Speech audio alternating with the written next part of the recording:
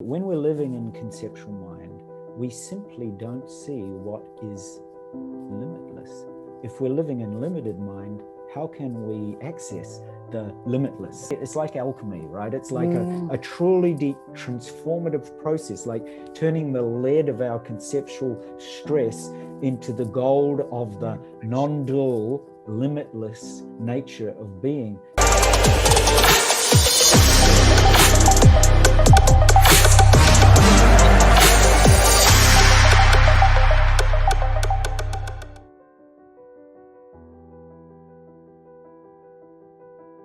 Anyway, hello everyone, welcome back. Welcome to another episode of the Conscious Accelerator experience. I'm super excited today to introduce my guest, Stephen Altair.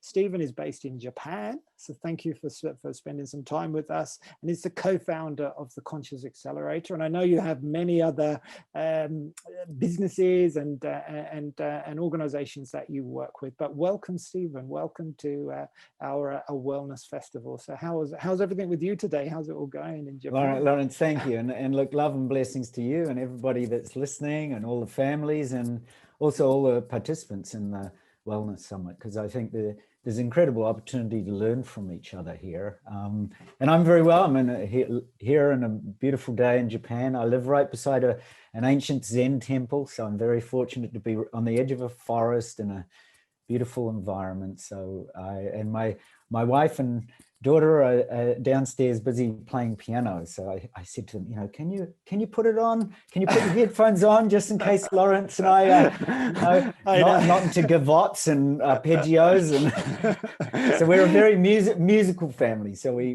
just cool. love. That's I certainly relate to that myself. So I guess the first question, you're in Japan, you're clearly not Japanese. So how did that happen? What was your journey from where you started to where you are right now? I'd love to hear about that. Yeah, funny story behind that. Well, actually, it was due to my wife. I've got her to thank for everything, because she had there's an auspicious date on the Japanese calendar on the 2nd of January. Whatever you dream then is supposed to come true. And she dreamt of me. So she dreamt, this is 6 months before we met, she dreamt of this person that she was going to meet, the exact description and his characteristics and all this sort of thing. So she went off in search of this person in a dream, and she decided maybe New Zealand, because she couldn't quite pick up the accent in the dream, but she figured it was somewhere down under. So she went down to New Zealand, and I was running an outdoor adventure company in New Zealand, in Queenstown, New Zealand. I used to take people on ski trips. I love that. Yeah, so that's one of my favorite places in the world. Look, me too. I just love the outdoors. So I'd had a big sort of history and outdoor experience, and so she was on one of the ski trips, and I was up the mountain. So I used to guide people around mountains, take them off snowboarding or skiing, and so there she was back of the group, and she fell over and fell back in the snow, and I thought, oh gosh, she might have injured herself. So I just pulled in alongside her and lay back in the snow, and then at the same time we looked at the blue sky and we just said, what a beautiful blue sky, in harmony, in sync, same word, same sentence. It was just one of those moments you can never repeat. So yeah, that was it. What amazing! And she saw you, the person from her dreams. Yeah, that was like, it was like really one out of the blue. The first time we met, first time we thought, oh, there's something going on here. We had 3 shooting stars shoot over the sky, and sometime later, there's one other funny story I just got to share, because it's so unusual. We were on the way to the Fox Glacier, and I've been up there tons of times. I'd taken groups there on tours, and there was a little path that I noticed off the right. I thought, I've never seen this before. Anyway, this happens when you're in love, right? Everybody who's listening knows what happens when you're in love. Wild things happen. We go off to the right, we push through these bushes and trees. Suddenly we arrive at this thing that was like a wonderland, Lawrence. It was like nothing I've ever seen to this day. It was bright. Imagine Disney magnified about Disney's fairy tale. And look, she was there, I was there. We tried to take photos. Everything was dead. The mobiles were dead. The camera, nothing worked. So we don't have any actual record other than the fact that both of us can relate to you in identical detail this incredible place with waterfalls, pristine kind of grasslands, and nothing Wow. like the Fox Glacier. There is no way, there was no way the Fox Glacier has ever produced that. And I went out with Amazing. her. An We put a oasis, brick, yeah. we put a brick down there to find it. Went off up the Fox Glacier, came back because there were some friends of ours there, and we said, "Look, look, look! We'll show you this incredible place."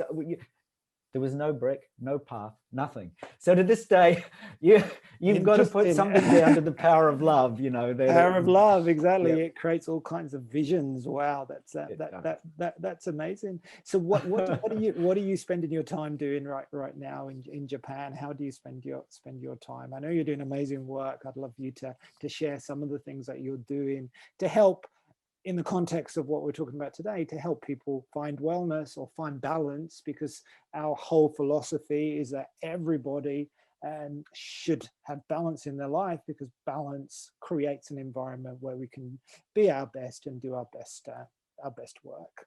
Right. I totally agree. So in Japan at the moment, most of my work is done online. So I mean, I meet some people in the physical, but these days in the pandemic, it's rarer than it was before. But primarily, so with the Conscious Accelerator, that's one program that we're currently using to help people transform. So we focus on these, you know, really clear guidelines of clarity, agility, stability, resilience, and compassion to help people transform their business and leadership lives. So in a really basic way, that's one of the things I'm focused on. And that's with Constantine and the team here. And it's a very transformative process of seeking refuge in the midst of the chaos, that kind of thing. So that's one way. I partner with a fellow meditator in the States. We've run a community there for several years now called Raising Our Vibration. So we've got a book and an app and a community and programs, and also teachers that we train in subtle energy meditation. So the subtle body, awakening the subtle body. What does it mean? What does it mean to be in touch with the infinite potential of the body to heal, to grow, to transform? So that aspect, not only the boundless nature of the universe, but if the universe is boundless, how can you tap into that? And I was talking to my daughter about that last night, and she said, Dada, you know, is there such a thing as an alien? And I said, well, is the universe infinite, darling? And she's 6. And she said, yeah, Dada, everyone knows the universe is infinite. And I said, well, that leaves boundless opportunities for aliens, doesn't it? She said, knowingly, yes, it does. You know, so that's, my daughter's really in tune with kind of this. So you know, when we're looking at healing and balance, a really important part of that is coming to understand what your view is. So if your view is naturally, yes, there are infinite opportunities on this planet to heal, to find balance, to gain opportunities, then you start off with a whole different perspective on life. And then that allows you to see if everything is, if there are infinite opportunities, then also fundamentally the second point. So the first point is the view. The second point is you are indivisible from that view. If everything is infinite, then fundamentally you have to apply that to yourself logically, which means you're indivisible from the infinite nature of the healing opportunities. And then the third point is really gaining confidence in everyday life about this transformative opportunity, about the opportunity of the limitless that you are, because you've established that in the view, your own true nature, about the limit that you're gaining confidence basically in limitless, in unlimited opportunity, and the unlimited power to heal, and in the unlimited opportunities to find balance and equilibrium. So that's the real essence, I guess, of what I'm teaching or training or working with. So for example, in Raising Our Vibration, we work with groups of 20 people. We take people through 10 module courses. The same in Conscious Accelerator. And Heart Mind Alchemy, which is another company I run with Holly Erin Copeland and Kiefer O'Sullivan, who are both scientists. One's a research scientist, and also she's a fabulous coach.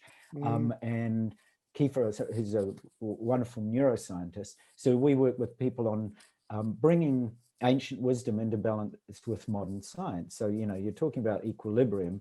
We really work very practically on helping people to see that it's not just about ancient wisdom practices. It's also, these are actually related to neuroscience and modern science perspective. Whether you look at quantum physics or whether you look at the neuroscience of the brain or the heart mind, we start to see right into the opportunities for science and ancient wisdom to meet each other like two wings of the same bird. I love that. So, yeah. No, I think that vision of a bird in balance, because it's got two wings, and you see, and that's how I see it, that we're at this moment in time where ancient wisdom and modern science, if we collaborated, you can create a lot more balance in the world. But it feels that things can be more balanced towards the science than the ancient wisdom. I don't know what your thoughts are on that.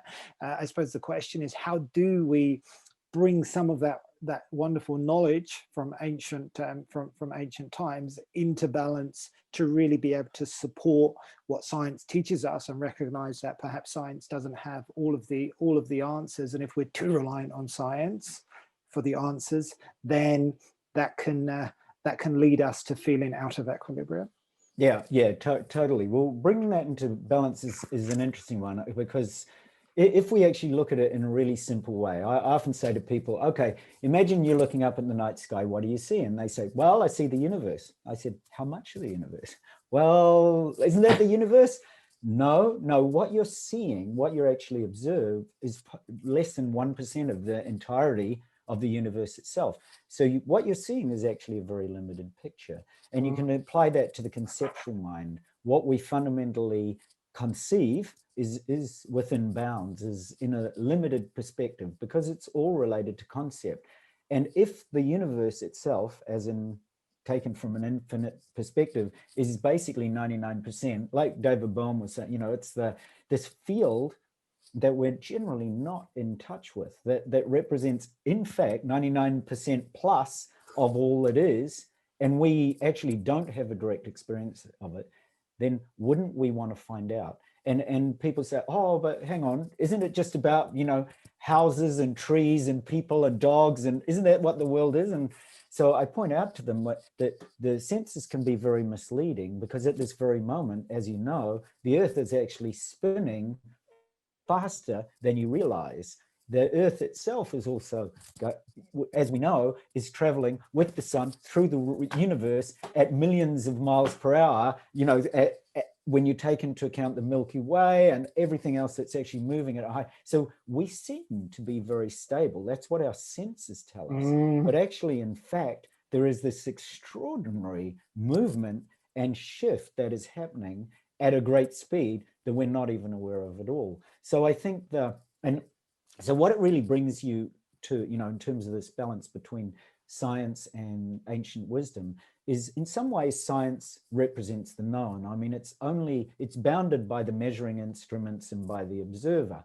So the observer and the whatever instrument you use is going to be, they're going to basically make their assumptions based on that simple act of observation, which is kind of fundamentally the 1% version of what I say. Now, the unknown represents that vastness that we're attempting to tap into, and that modern science, of course, through quantum physics, is turning their attention towards. And I can kind of sum this up in a way by what a lot of the executives I work with have told me. So most of my clients are, CEOs, sales directors, doctors and scientists from different parts of the world who are really intrigued by the ancient wisdom practices, which I've had a long history in. And as one of them said to me, he said, you know what? He said, here I am running this, large company in the US. And he said, I wake up at night and I can't sleep. And for years, there's been unknown and an unknown, which I of course know about. And so in my company, I'm usually ready for the unknown, but the unknown sort of seems out there. And so I'm usually dealing with what I know. But he said, these days in the pandemic, my team and I are dealing more and more every day with the unknown. And he said, that's why I've come to you, because he said, you seem to deal much more, with the unknown, the unknown more than what I do. So he said, and then he'll outline all the problems that they're facing in the company. And so in this particular instance, he said, you know, I've got all these problems. I said, well, have you looked at this? Because I've run companies myself. I ran three different companies in New Zealand. I ran a health and lifestyle television channel in Australia a while back. I've run companies before in the US. And I've, so it gives me at least a background. I'm on common ground when it comes to talking to them about running companies, even though, you know, mine was smaller, probably revenue in terms of a few $1 million, and they're dealing with hundreds of millions of dollars. But there's still, I can relate on a really deep level to the practical aspects of it. But in terms of being open to their intuition, to the unbound nature of consciousness, that's really where I can help people, because it's the unknown, especially in these days. So in this particular instance, the CEO gave me these, you know, 3 different scenarios. So I looked at it from a variety of perspectives. I'm a trained Vedic astrologer, so sometimes I'll give people the Vedic lore and the Vedic knowledge and help them to understand, you know, what is underneath, what they see on the surface, what could possibly be the opportunities. But then also how, when we're really grasping, when we have, you know, aversion, because that's what happens. The unknown comes up, and it might be in the form of a press release that's not too favorable for the company. And so they want to know how to deal with that. So I help them to understand the nature of the ocean of being, that their awareness, that their consciousness actually is naturally all the time, how to access that. So it gives them a pointing out to that, and then how they can stabilize it and how they can practice this on a regular basis. Okay. So really simple things. And that's, you know, in terms of how I can assist people and how the Conscious Accelerator can assist people, that is really at the crux of what we're doing. We're helping people to actually have a relationship. It's all about relationships with the unknown. Because if you look at the, you know, the scientist and the device, so I've worked a lot with neuroscience and different, you know, brain devices to read brain waves, for example. A lot of people first thing they do, they put on a headset, it's really new, and they go, look at it and go, well, what the hell does that mean? I got no idea. You know, I've got all these brain waves. I thought this was part of my innate nature, and they don't know.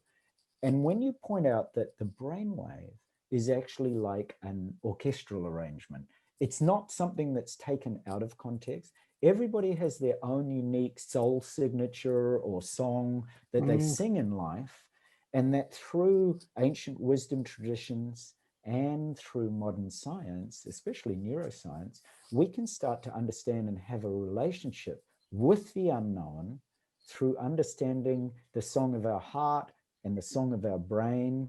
Because there's lots, if you look at the heart rate, the brain waves, the energy systems in the body, you start to realize, wow, I know nothing. Nobody taught me about this at school. And so, you know, you so kind of here it out. Yeah. Yeah. Right across the population. Everybody can relate to that desire to know more about the unknown, and especially what their brain and heart and body are telling them. I love this. It's really interesting, isn't it? And I'd like to just dig a little bit more into that example that people relate to, because everyone's got their own starting point, and you've clearly engaged in ancient wisdom, ancient practices. And we'll talk about astrology another time, because I know because that's my passion as well. And if we start on this topic, then wow, we'll discuss. Yeah, show, right? exactly. So we'll part that one properly for part 2. But the starting point. So I think we've all learned over the last 12 months that anything can happen, and how you deal with it is what you're in control of. Because I often hear that people are struggling to deal with uncertainty, but I guess the truth is that everything's always been uncertain. But we like to feel that we're in control of what's actually happening. But that example where you spoke about the unknown. And let's take a very practical example, and say you do suddenly get bad press. You're a company and you get bad press, and you're in a situation of crisis management. Using the tools and the techniques that you teach, what's the difference between so you've got that practical side where you plan for the crisis, what do we do from a practical point of view, and then you've got more of the emotional and the spiritual side in terms of how you actually react. So maybe you could just talk us through the steps that we can go through to be able to deal with that level of crisis in a more managed way. Right. That's a beautiful question. Okay, so so you get something. You're in your company. You're sitting in your seat as the CEO, and you get the awful email or the horrible text or the disgusting press release. Is ruined. Your day is ruined. You know you're going to be up against the board, certainly, and the board's going to have all these questions. So it is a real bummer, and there is no doubt that day you rue the day. And that's basically, I get a lot of people coming to me for exactly that reason. So the first important thing is to actually understand that. So if you look in terms of some of the practices I've been trained in. So I was trained in the Carmelite traditions from when I was 0, because my godmother was a mother superior, and in the Carmelite traditions. And then I was trained by Yogananda and Kriya Yoga, and then the Dalai Lama, at Mingyur Rinpoche and Tenzin Wangyal Rinpoche in this series of Tantra or Sutra Tantra and the Dzogchen Mahamudra traditions for a long time. All those traditions basically say that the key to what you're doing is to understand that you already are the great perfection or enlightened nature, Rigpa, pure awareness, however you want to call it. The true nature of yourself is already perfect and is already present.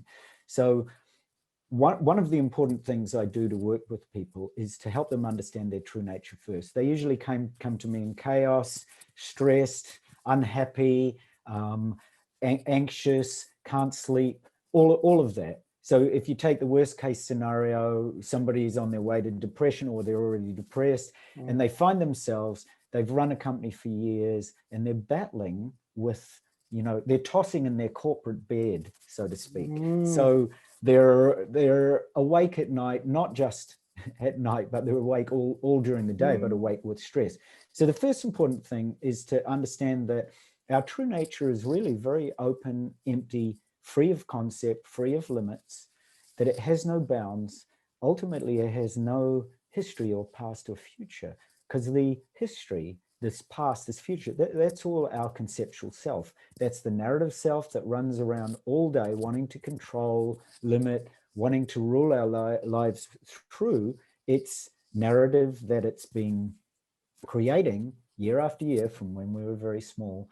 And we haven't been able to stop the ticker tape. So we get the awful press release and we react to it purely from all these conditioned aspects without even understanding what our true nature is.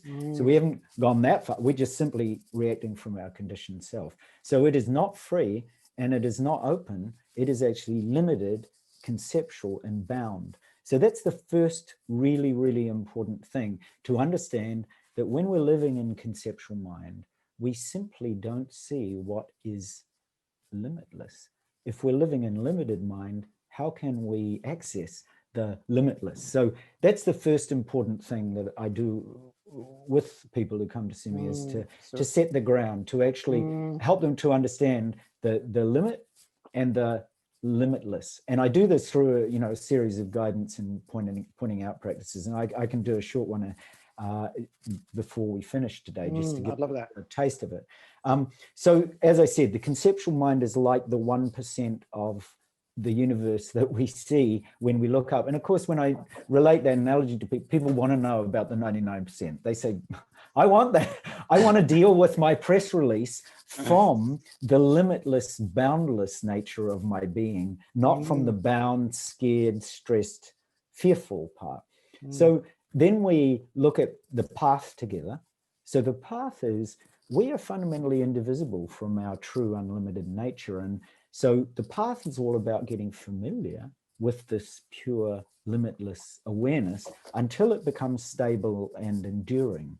So that's the path part, is understanding the techniques, practices. So these can involve a lot of, in traditional terms, it's called the shamatha or karma abiding or vipassana or insight practices, and pointing out practices where we're introduced to the nature of mind or to unbound awareness. So that's the path. So ground first, we're limitless. Path next, let's stabilize it to a point where it becomes enduring. And I've worked with people over 30, 40 years now, and in the thousands, where time and again, they've seen that these have lasting proven effects, that it is stable and enduring when they actually understand how to access it. And then the fruition part of it is to realize it fully and integrate it into our lives. So, the most of our lives are spent moment to moment trying to control, trying to regulate, trying to do something, and we don't know how to release, let go, to look at something that's present. Okay, here's a press release. Drop it for a moment. Let go. Now rest. Just rest in what's present. Even those simple tools like look, drop out of the head into the heart. Rest in the heart for a moment. And then there can be that moment where instead of being turned outwards in object-based awareness, we turn inwards to find the one that's seeing, the one that's always looking at the press release. And when you can't find that for just a moment, you go, what? Where is that? Where is the one that I've believed in all these years, that's got this history and past and future? Because you can't, you search for it. You search for it in your brain, you can't find it. You search for it in your heart. When you can't find that single moment, Lawrence, of ungraspability or unfindability, it's that unfindability that is your direct connection to the unknown. It's that moment of non-finding where you just, you have to drop it. You can't fight. You give up. You surrender. You let go. It's this aspect, this beautiful feminine power of surrender, letting go, dropping into the heart, that suddenly something happens, and we, for just a moment, we gain a confidence in the unknown and our relationship to the unknown. Suddenly, we're in this free and open space for even just a glimpse or a single moment where suddenly all the stress is no. And so people look and say, I say, so where is the stress? Oh, I can't find it. Where's the press release? I don't know. Where is the, it's gone.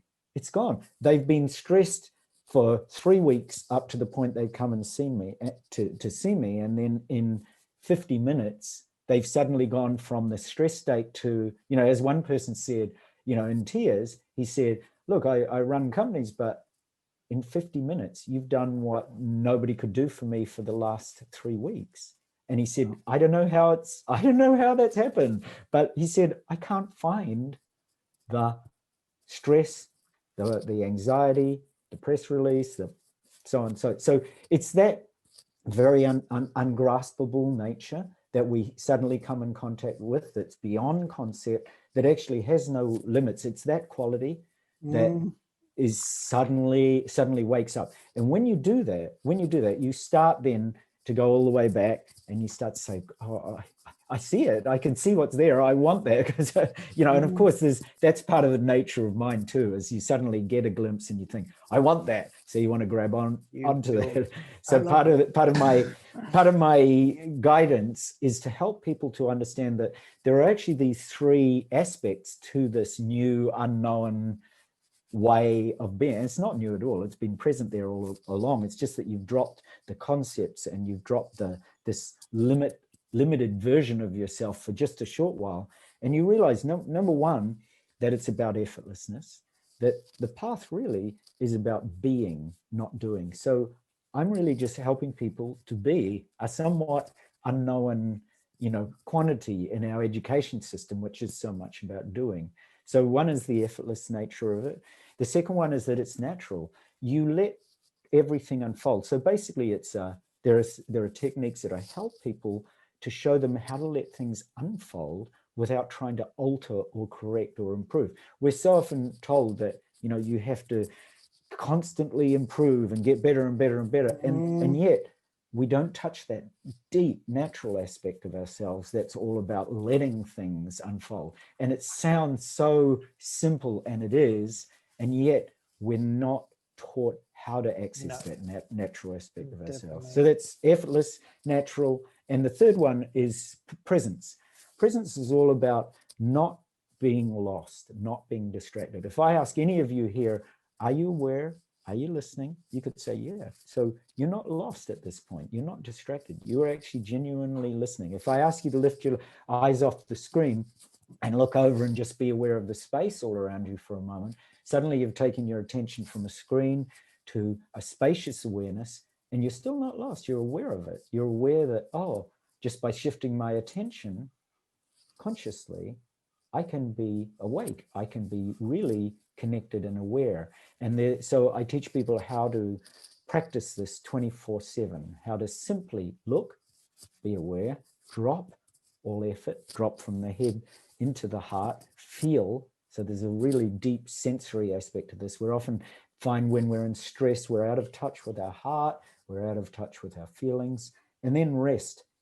So be this open, clear presence, this all-embracing compassion. So a big part of it, as I'm sure both you and I know, Lawrence, is a big part of wellness and equilibrium is about having all-embracing compassion, especially for ourselves. And people say, oh, well, what is self-compassion exactly?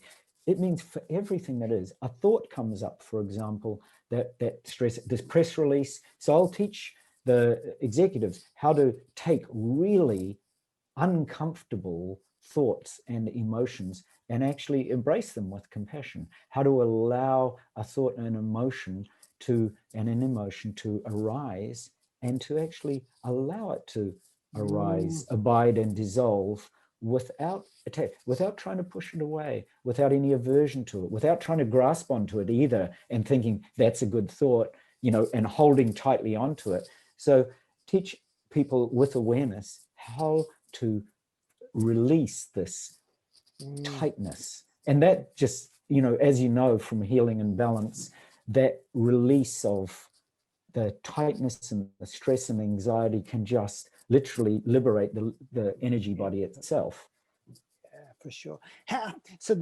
What you say, I mean, from when I listen to it, all makes perfect sense to me and it aligns. But if we're talking to somebody who is in that corporate, what did you call it? Corporate bed of stress. I like that. So, we're in the corporate bed of stress. And part of the challenge is, and you said it right at the start, is believing that there is another way, and unlearning some of the things that have become normal in our society. Working hard, feeling very stressed, it becomes part of who we are, and that's why we're seeing, a huge rise in the number of mental health conditions. This accelerator of mood disorders is not a good trend. And what you're proposing is a very practical tool set. But what's a starting point for someone? So when we're talking to someone in that corporate bed of stress, could you work with anybody, so who came to you, or do they need to have a particular mindset, an open-mindedness, or what is the ingredients for success for somebody who wants to convert their negative stress into this effortless way of being, which is highly attractive to me, and I'm sure to all of our listeners. It's much more attractive than the alternative. But what is the ingredients for success? What do we have to do as individuals, given we're all different? We're all going to bring our own context to listening to this conversation, and some people may not have the belief that's required to start on this journey. Right. So, okay, well, here's a few observations that I've found, certainly over the years of doing this, and especially in terms of a leadership perspective. So when I've talked to mostly Salesforce directors, CEOs, HR directors, and so on, what I see more and more of is, very highly educated and well-developed people come to an understanding that in this new world, that their heads are not serving them as well as they used to. So we've got data processing, we've got computers that do system, but the new kind of decision making that they're being required to make, which is often intuitive, non-linear, that the old ways of rational thinking and being in our heads all the time are actually really quite limiting, because they're being asked to think out of the zone and being asked to think in terms of, the practices that I was, or the principles that I was talking about earlier with the Conscious Accelerator is supporting, is they're being asked to think with greater clarity, more agility, greater stability, more resilience, and this, deep sense of compassion. So they've realized that, the data operated systems and the kind of linear thinking feels very limiting.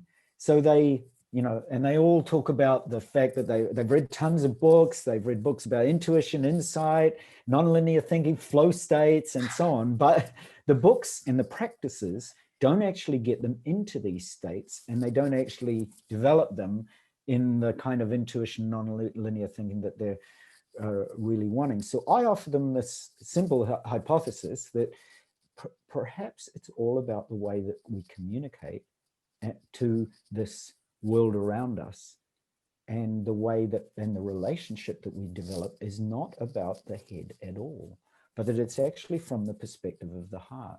And that through opening our hearts, we can actually get access to these states that are actually already present, and if they're willing to experiment. So I put it in that form, there's a hypothesis. If you're already linear thinking, head-based, conceptual way of being is not working, then are you willing to try something different? Open your heart and get access to the states that you've read about, and you have to be willing to experiment. And so what does that mean, practically?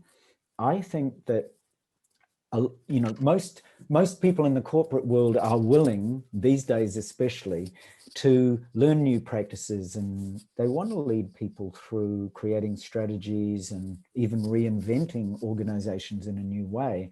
And this really can involve either going down the old way of doing it, which means you're doing it from this kind of separate ego with all the old perspectives and paradigms, or you can learn how to communicate with the world, and with not just the known world, but the unknown world in different ways. Because when we descend to the heart, suddenly, to people's amazement, we discover there's no separation anymore. When we're in conceptual mind, so people can do this now, you're often looking at me, through the eyes. Try putting your hand on the back of your head and actually watch and listen to me from the occipital, from the back of your brain there. Yes. Something happens, you kind of go, oh, I kind of feel a bit pulled back. I haven't realized I've been sitting at the front of my eyes for the whole time. So, right. So they do that. And then if you drop your awareness now, so if you bring your hand now down into your heart and you place it over your heart, and if you imagine you're actually look at yourself for a moment from behind you. So drop your awareness behind, as if you're sitting on the back of the wall there, looking at yourself. Suddenly something happens. You're suddenly aware, oh, there I am sitting there. I'm aware.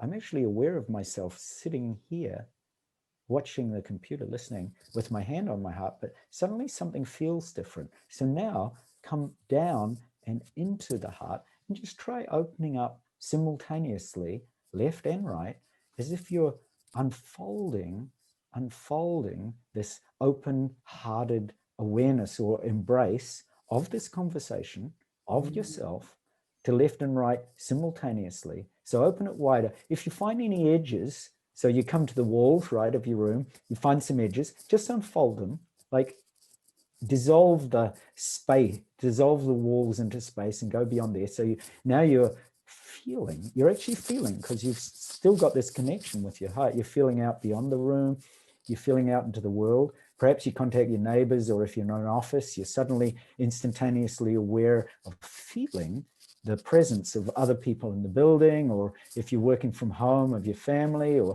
perhaps you're going beyond the bounds of your house into your neighborhood.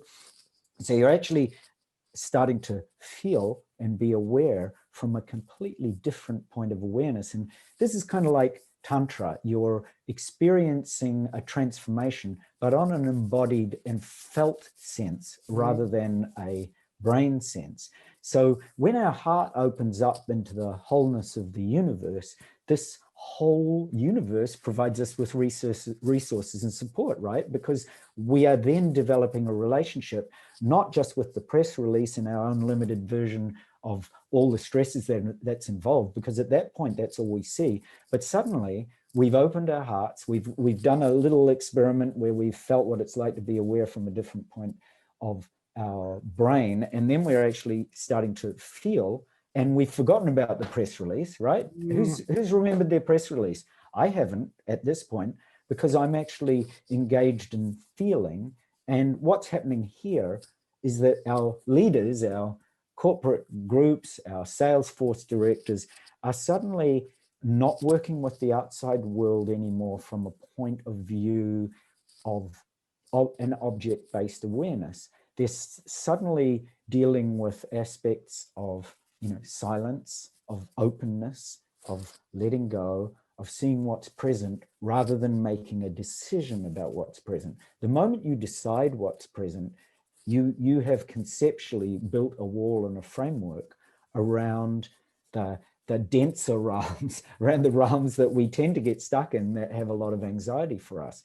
And when you start to open your heart, this open-hearted leadership is a completely different way of being, and it is also remarkably miraculous. What I've discovered again and again over the years is that there is this subtle transformational process that happens in people's bodies. So for example, many of the directors I'm dealing with say, you wouldn't believe how calm I've been this week. The 3 weeks before the press release, I was just in utter chaos. I couldn't get things done. I was worried about it, stayed away. Now my relationship with my wife has improved. So it's spilling over into other things.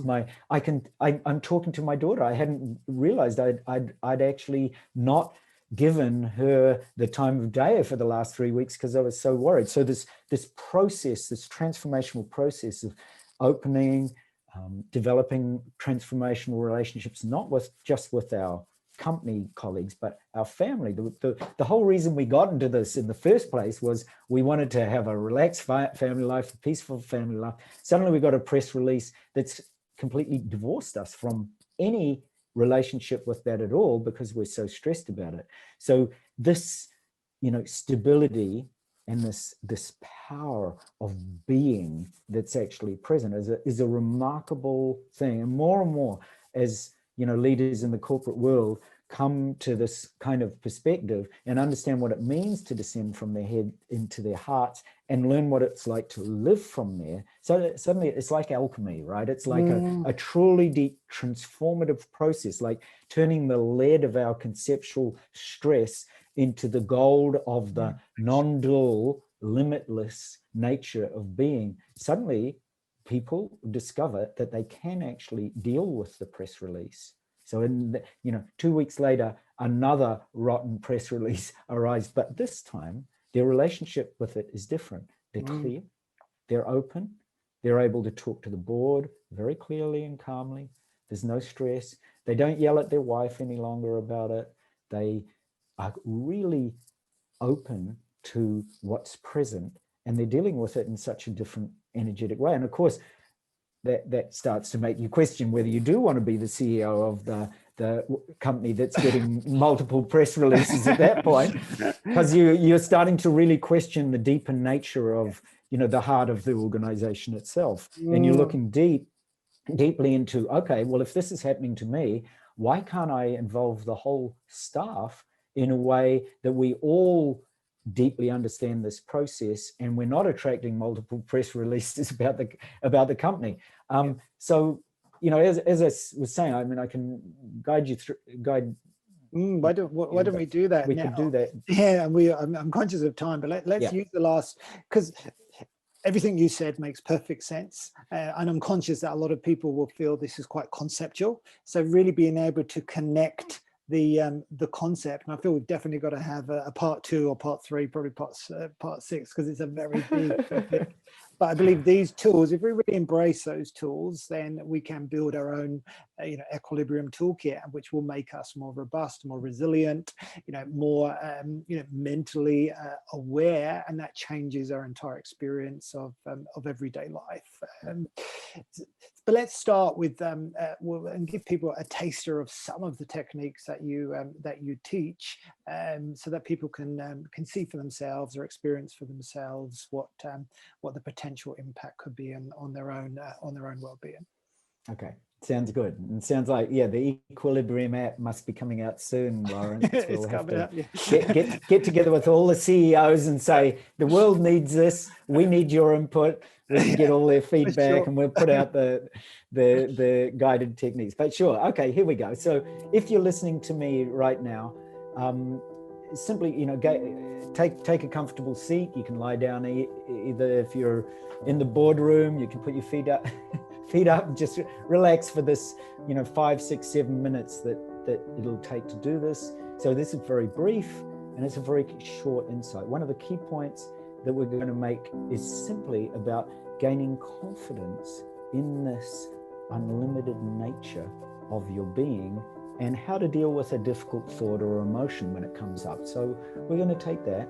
And what this really points to is that every experience we have on and off the cushion, on and off our chairs, is an expression of this pure awareness and this unlimited possibility for tranquility, silence, stillness, peace, unconditional love. So in guiding through this practice, simply get settled. So wherever you are, just relax, straighten up a bit, allow your body and mind to relax. And notice what's happening in your body for a few moments as you take a few calming breaths. Really be aware of the breath from the moment you begin to inhale all the way. Simply be with the breath until you pause. Notice the gap, that silence, and then all the way on the exhale. On the next inward breath, make it a breath of gratitude. Just feel grateful for everything in your life. Family, friends, colleagues, the business. Just simply feel gratitude. And on the outward breath, make it a long exhalation of love, extending love and blessing out to everything in your life. All these blessings, everything you're grateful for, extend love to.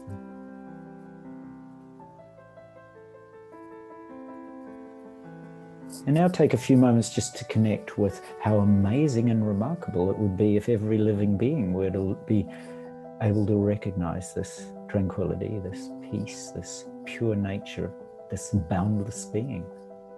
Take a moment to reflect on that. Make that the motivation for your day, to help make that vision a reality amongst your staff, that through your own peaceful, loving presence, that you can bring love and peace and calmness and stability to your company, to your business, to your family.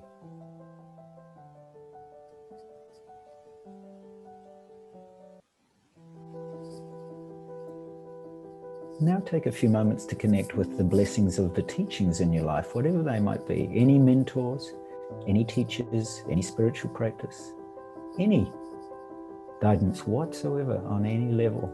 Your teachers at school, professional teachers, mentors, guides, coaches. Any lineage that you're connected with, just connect with the blessings of those and open your heart with devotion to the ways you've benefited over your lifetime.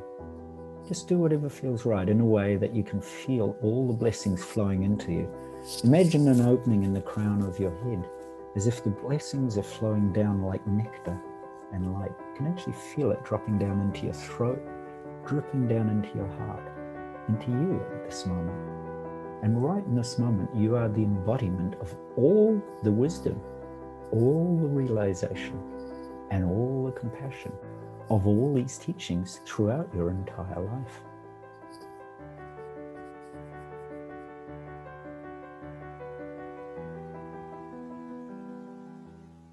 Now let go and rest the mind naturally. Just rest in open, effortless awareness. If there's any shred of effort whatsoever, drop it. You don't need to do anything for these next few moments. You don't need to meditate. You don't even not meditate. Just simply be completely natural and rest.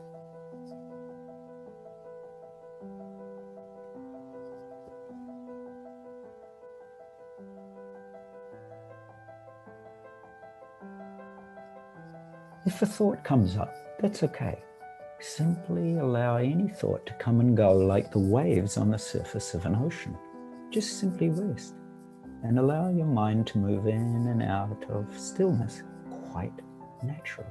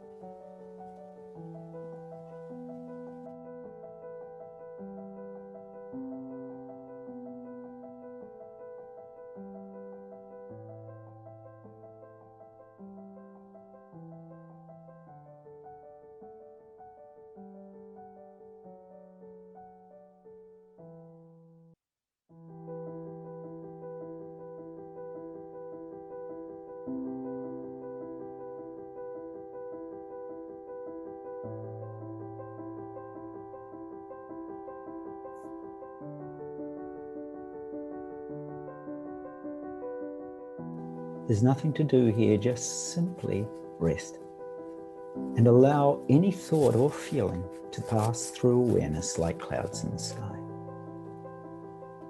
Like the sky is always here. So you can rest in this accommodating quality of awareness. Allow a thought, for example, of your family to arise, abide for a few moments, and then watch it dissolve. There's nothing to do here, just simply rest in this open, accommodating sky of awareness in this moment.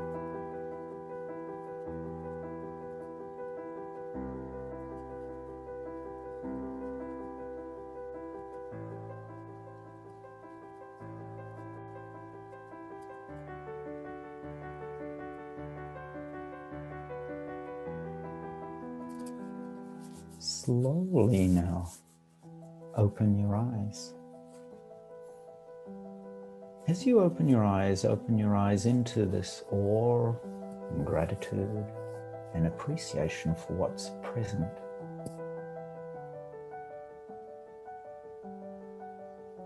Notice how anything that you see is also a display of the same pure awareness.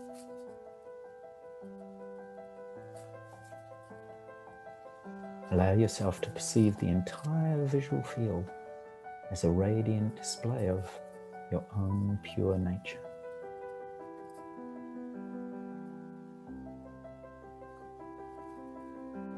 For these last few moments, just move in the same silence, tranquility, purity. Take in all of this experience while staying connected to this expansive, open-hearted, pure awareness.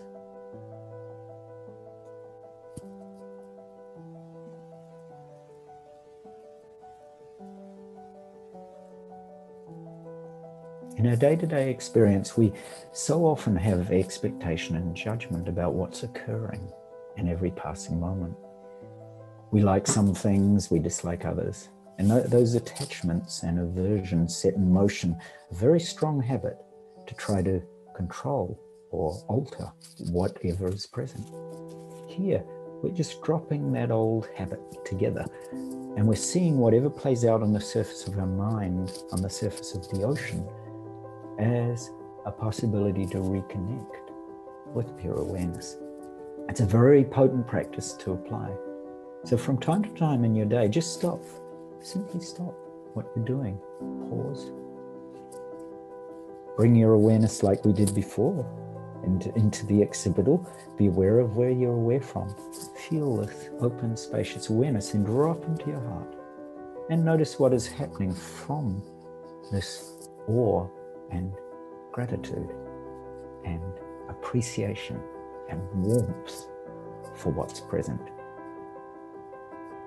Appreciation for the pure awareness from within which every moment of your day and every experience occurs. So thank you truly for your most beautiful practice. Thank you. Wow, that was amazing. I've now got to wrap up. Yeah, sorry. I'm in a different place.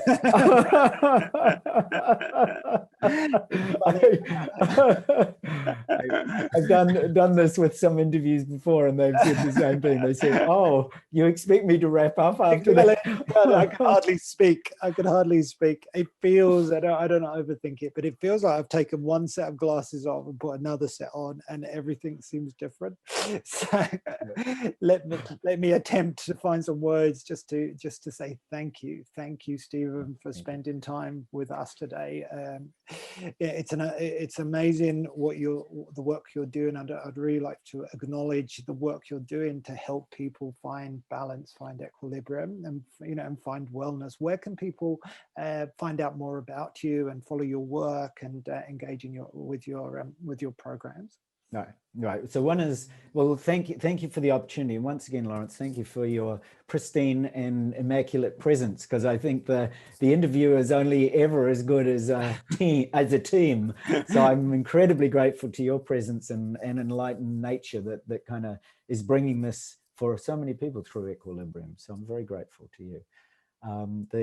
So people can find us obviously at the consciousaccelerator.com. So we have, leadership programs, we have programs for youth, we have programs for enlightened self and individuals, and we have wisdom trusts, lots of opportunities there for corporates who want to really look and go deeper, especially with their teams.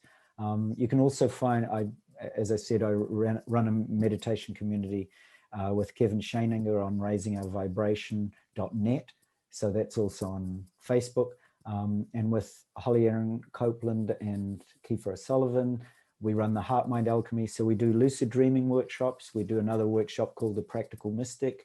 And we're also doing creating abundance in the future as well for people, who are just struggling over this time and may want to make ends meet. We've all had our own struggles ourselves, and, through working with them, it's been a really wondrous outcome just to be able to share this with people. So yeah, we run a lot of workshops. We run lots of partnering programs, lots of individual practices. As I said, I'm also a professional Vedic astrologer, which I love doing, and I've done that over many years. So that's something after both our hearts. So on that note, I'll just leave it at that and just say thank you for the incredible opportunity to share with everybody today, and especially with you, Lawrence. Thank you so much. Truly grateful for your divine presence. Ditto. Thank you so much, everyone. Thank you, Stephen, and we'll see you next time. Thank you.